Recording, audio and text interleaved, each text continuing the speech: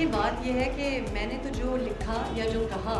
اور جو اس کے لیے میرے بارے میں کہا گیا اور لکھا گیا اور مجھے سننا پڑا، مجھے تو پتہ تھا کہ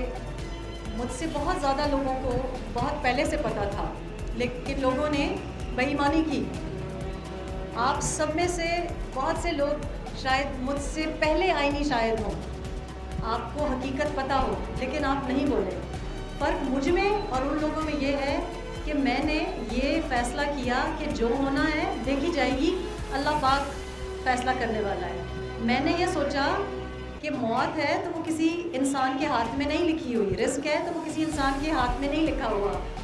تو جو کہہ رہے ہیں کہ اڑا دی جاؤ گی تو دیکھ لیں گے،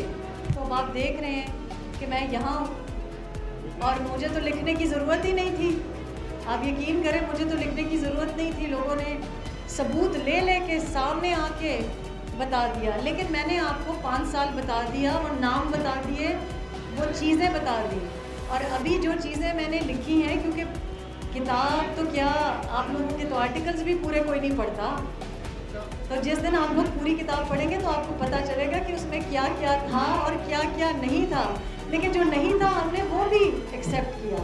جو تھا اس کا بھی مجھے انتظار ہے۔ میرے دل میں اللہ پاک کو جواب دہ ہوں